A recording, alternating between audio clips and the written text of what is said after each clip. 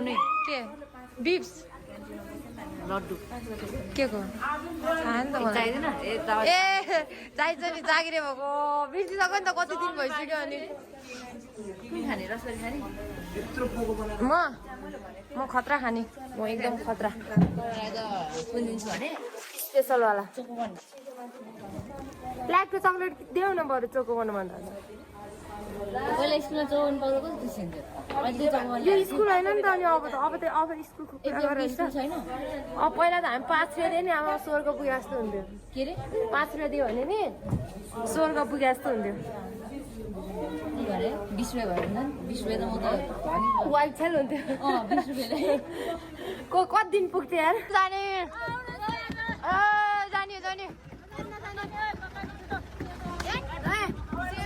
ककाइ जान्छ मलाई सिसाब ककाइ जान्छ